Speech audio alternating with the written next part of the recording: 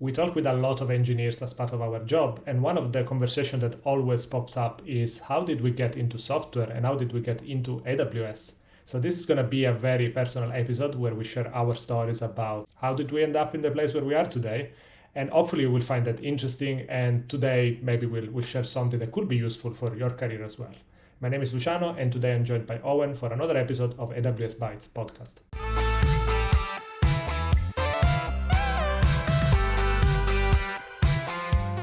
AWS Bytes is made possible by the support of fourTheorem, an AWS consulting partner that works with you to make AWS migration, architecture, and development a success. See fourtheorem.com to find out more.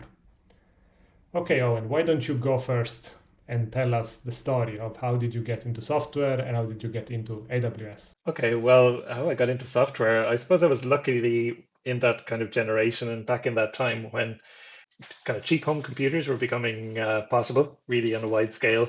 So the first computer we ever got was a Spectrum ZX, Sinclair Spectrum ZX, and this was very popular in the 80s, kind of I think from the early 80s. I think we got one when I was around 7, and the nice thing about this was it was a tiny little computer which had like rubber buttons, and you plugged it into the TV, and it gave you the ability to play games and also write basic code. So that was the first language I ever encountered. And the way you did it back then was you would go to the newsagent and pick up a magazine for that computer. And in it, it would have reviews of games and lots of tips and tricks, but also code that you could type in into your computer and you could run games. So you got, I suppose I got some exposure then to what is ultimately imperative programming. Procedural programming, not really until later, but it was just like simple set of instructions and go-tos mainly.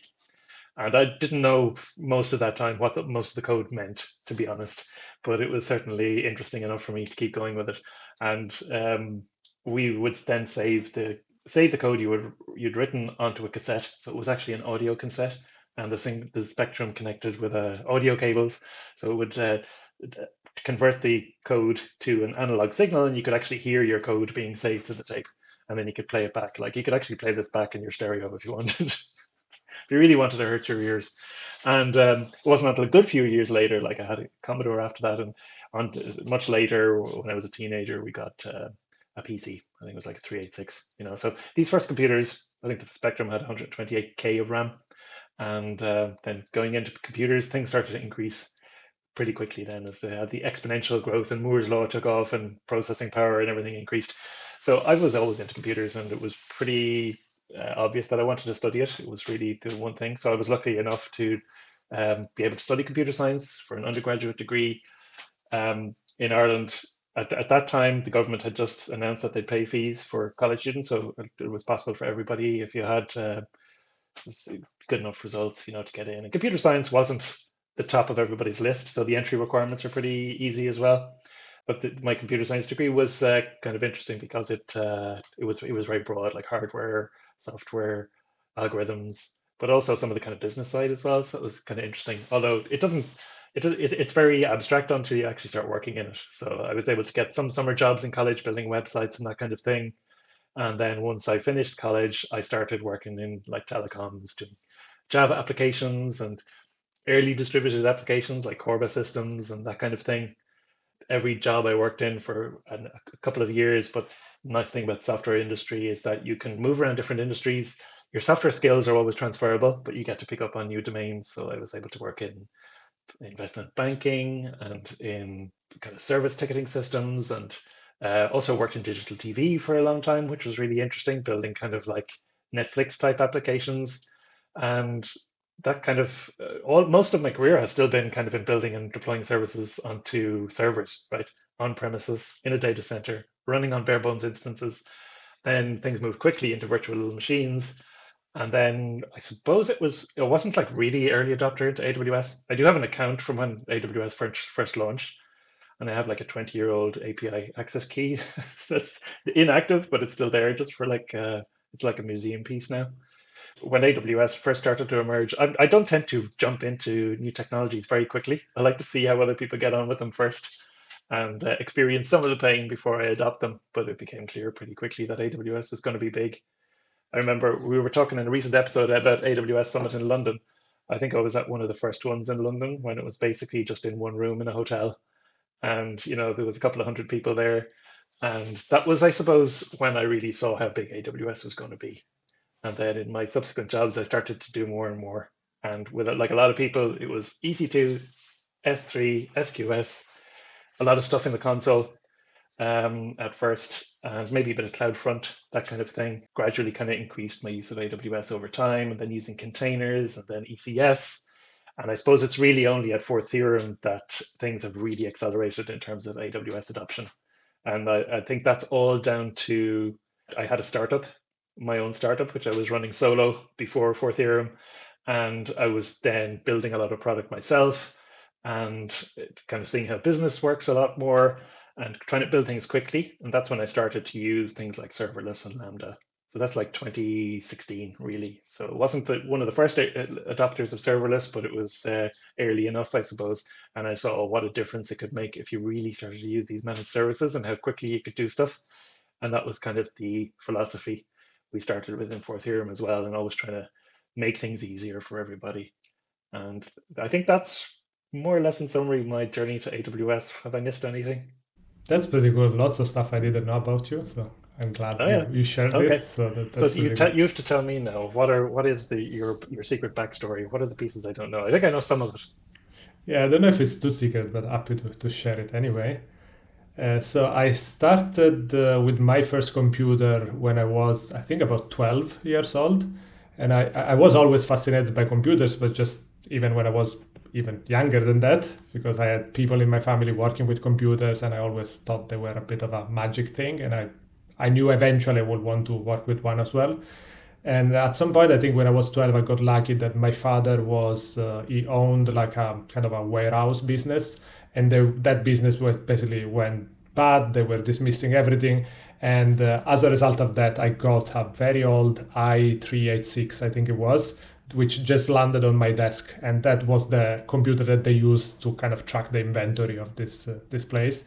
And the only thing that was installed in that computer was MS-DOS. So I kind of didn't know anything. I just turned it on and I found this prompt. It's like, what do I do now? And I don't even remember how eventually I got into the kind of basic commands and figured out, okay, what are directories, how you can create files. And then I discovered that there were only two applications running in that machine, well, installed in that machine. One was a chess game, which was actually quite nice. So I spent a lot of time playing chess in that machine. And the other one was another software called Banner, which was basically some kind of word art. I would describe it that way. Like you can design effectively like, I don't know, text in a bunch of different shapes and print it. That was it. I didn't even have a printer, so it was just fun to design it, but then I couldn't print it. And this, for a long time, these were the only two things that I was doing with that machine. Until at one point in a school textbook, I found out that there was an addendum at the end saying, oh, there is this thing called programming languages that you can use to teach the computer to do things that you want to automate somehow. And then it was explaining something about BASIC. And I actually went back to the prompt and typed qBasic, and I realized, okay, I also have this thing, so I can do this thing. And I was basically copy pasting manually examples from the book into my own qBasic interpreter and running them. But it was as simple as drawing like a Christmas tree or playing some tunes with like the 8-bit tunes, or maybe just printing text and doing kind of form-like application where you would ask, I don't know, give me the input for this, give me the input for that, and then do some calculation as a result. So for a long time, this was the only type of programming that I did. And I didn't even understand for loops. So everything was basically like extremely procedural, step by step, but it was super fun nonetheless. Can I interrupt you? Did you play Gorillas? Do you remember that? I think qBasic also came with Gorilla. It was like I Gorilla.bas. I And don't it know was that like one. So this probably kind of okay, well, maybe it would have sucked up all your time, and you never would have got into programming if you discovered it. I think it came with another one as well called Nibbles. It was like a snake kind of game. Oh, yeah, I digress. I'm just reminiscing. okay, I didn't know this one, so now I want to search for a QBasic interpreter and play with these ones. So yeah, long story short, after that I knew I would be spending more and more time like learning more about programming. And during high school, I was lucky enough to get an actual Pentium with Windows 95 and a proper desktop environment. And I remember Front Page and Dreamweaver and getting into web programming and doing all this kind of stuff, learning HTML, CSS, JavaScript. And I basically throughout high school, I ended up building websites for friends and family, sometimes actually getting paid for it, which was nice, but you can imagine how little you will get paid for that kind of stuff, even though it will take maybe your entire summer to build a website. But it was fun and I did learn a lot. And then I was also lucky enough to be able to go to the university, studied computer science, did a bachelor degree first, and then a master degree a bit later.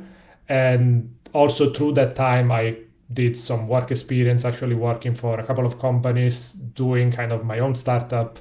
And eventually, after all of that, I moved to Ireland and I did more jobs still in the space of like full stack web development. And funny enough, I ended up working in projects where the idea was more and more to go to the cloud, while in the company there was no expertise to do that. And it was a great position to be in because that meant that I was part directly, even though I was hired to build the application as a full stack developer, I needed to figure out, okay, how do we bring this to the cloud? What do we need to learn to be able to be successful in the cloud? And of course, I was not doing that alone, but I was part of a team where everyone was learning together. And that was my first time getting exposed to AWS. Funny enough, initially was lots of serverless stuff because this was around, I think, 2016. So I think we were among the first companies trying to build an entire product with serverless, which was a lot of rough edges, like lots of limitations with Lambda. It wasn't definitely at the level it is today, but nonetheless was really interesting. And I remember we even did a few talks with AWS itself presenting that particular project. So it was quite successful, even though the company eventually shut down. So none of this is still running in production today. Was it this early exposure to serverless that kind of led to you building Middy for the first time? Was it Actually, because you were involved in the early days? that's a very good point. Yes. So basically, we did all the usual mistakes that I think most people will do when they start using serverless. Like it feels like you are doing microservices plus plus, and you end up treating every Lambda as its own repository, project, and code base, totally isolated from everything else. Even though logically, maybe you have two Lambdas that are kind of part of the same service, we were splitting everything to the most granular level. And then we realized, okay, the amount of code duplication is insane. So we built this kind of internal framework to try to reduce that code duplication by applying the middleware pattern. And then when the company was shut down, we kind of took that and open sourced as Middy. So that's actually a very good point. On my first exposure to AWS very early on kind of highlighted the need for that particular tool. And I was lucky enough to be working in a team that was willing to invest in creating that tool, and then they gave me freedom to keep working on that and open source it. So yeah, after that I was working in a couple of other companies where I was still part of like cloud heavy projects, but at the same time, again, teams that were a bit on the forefront in the company trying to figure out how do we bring something to the cloud when we don't really have a lot of knowledge in the company about deploying stuff in the cloud. So again, I needed to roll up my sleeves and figure it out. Okay, how do we do this and that? And in the other company, it wasn't as much serverless. It was actually running big cluster of EC2 machines with Elasticsearch. So that is where I learned a lot the value of doing infrastructure as code, learning very well all the networking stuff, figuring out how to implement auto-scaling, and lots of kind of more hardcore skills that are very useful in the cloud. And I think that those are in many cases the reasons why you see a lot of value going into the cloud, because of course you can run your own servers anywhere, but if you don't use a cloud provider like AWS, you don't always get a simple way to automatically scale and do big deployments of big clusters that can scale elastically. And I think after that there was another experience that was somewhat similar, more in the space of e-commerce, so trying to optimize running e-commerce services online, still using AWS. And then after that, I joined fourTheorem. And for me, fourTheorem was as well a big accelerator into let's try to become as professional career experts in AWS. So let's try to get certified. Let's try to learn more about AWS architecture, different applications of building stuff on AWS for different markets, different industries. So that's a journey that has been going on for me for 2 years and a half. And I think I've been learning a lot more about AWS and feel that I'm still probably 10% of maybe less of what there is to know about AWS, but I'm feeling now I have a much more complete overview on what's possible with AWS. We both have, I suppose, a kind of a traditional formal education in computer science, and that led to a career in it. I'm interested in a couple of things. One is if you had been learning software for the first time in this age when all the information is available and you've got LLMs to help you and you've got massive amounts of educational resources, how different would it be? And the other question is this representative of what you need to do to get into the cloud? I mean, I would say not. Like in our last episode about interviewing for jobs in AWS, we talked about like computer science degree definitely not being a hard requirement. We are interested in people from lots of different backgrounds. How do you think it's different, I guess, for people getting into the cloud these days? Yeah, I guess for me, it's also interesting that I had my education in Italy, where there is a very common complaint, for better or worse that that education is very theoretical and there is very little practice, which is something that I didn't appreciate at the time. I think I'm starting to appreciate a lot more now that I'm feeling the practical gaps. I'm realizing how much effort was put into the theory that I have a lot of ground already covered and then I can easily build the experience part. But at the same time, I wish that when I came out of the university, I was more ready to go on the job. And I think if I was only because I did a lot of stuff on the side on my own, trying to work even just with friends and family, building things for them. I managed to fill that gap into a little bit into the practical knowledge. So I don't know if that's representative for kind of career and studies everywhere else. I know that, for instance, talking with people in Ireland, there is a good amount of practice. So maybe it would be very different depending where you get your degree, what kind of knowledge you come out with. So I don't know how to answer the first question if it would be very different. I think it's already very different depending where you study and exactly the curriculum that you follow and the professors that you have. And I don't know, the type of exams, if they tend to be more or less practical. So I don't know. I think today it is true that there is a lot more material, and sometimes it's nice that you can learn things very, very quickly. Like, I don't know. I remember every topic I did at the university, you had like these massive books that were like 500 pages each, and you were supposed to study all of them and do the exam in like a month, because if you needed to do 10 of those exams in a year, that's the time you have. And basically we're always trying to optimize, like, how do I summarize this entire book, who has some notes that I can use, can I use some slides from the professor? So you were always finding shortcuts anyway.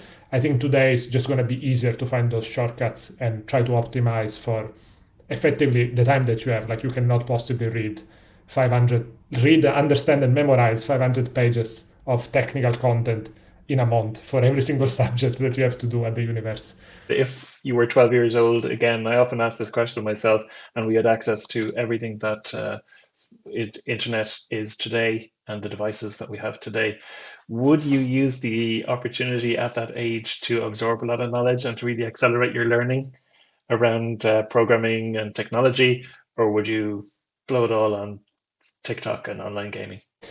Yeah, I don't know. I guess in my personal case, I was having fun trying to literally that feeling of I can teach something to the computer and I can tweak it and I can try different things. So it was kind of a game for me.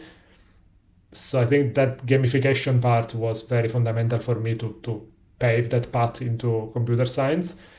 But I guess if you are missing that fun element and you are only forcing yourself to do it because you think you're going to have a career in the future, I don't know. I don't think it's going to work out for people at that age. I think you need to be fun. So maybe there are things today that are more gamified for people that might want to start to lay down that path at that age, but it still needs to be mostly a game, because otherwise, I mean, you're still going to school, you're still studying a lot of things. You cannot possibly study something just because you're going to need it at least in 10 years' time, if not more. The number of kind of younger people of that age, like kids, getting into code for the fun of it, must be lower these days, because back when we were writing basic programs, the stuff you were doing was as compelling as the applications that were available, because the applications were available were not that sophisticated. Whereas now, the applications that are available to everybody on laptops and smartphones are way more sophisticated than anything you can do when you're just beginning to write programming. So it can become frustrating more early, but I think it just means that people will take a different path into it. It won't all be about the code first. the availability of knowledge and information makes people much savvier and much more rounded early on. So maybe the coding part is something that will come later or become less relevant. Yeah, I think that the myth of all the digital natives are automatically skilled with computers is definitely proving not to be true. So this is definitely an interesting question that we should ask ourselves. I'm finding that a lot of the younger generations, you give for granted that they understand how computers work, but that's definitely not a given. If they don't actually study for it, they have no idea it's just another magic box.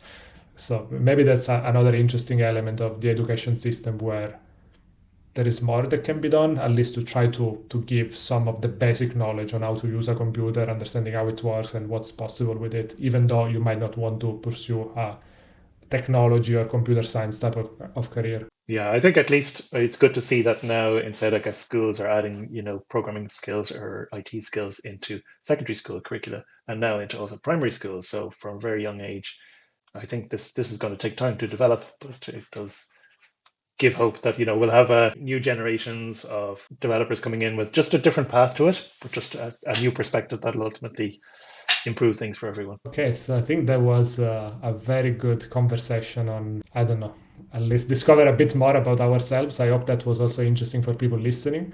I would be really curious to know more about the people listening. How did you start? If you were happy with your path, if you think you did some early mistake, or maybe something you would have done differently, given the chance that you could go back and try something different. So please share those kind of stories because I think everyone has a different path and lots of people starting this path now, they can take inspiration from what people have been doing to get to the point where they are today. So use the comments below if you are on YouTube or reach out to us on Twitter and share your personal experience if you want to keep it private. We still love to have a private chat, so reach out to our direct message and we'll talk there. Thank you very much and we'll see you in the next episode.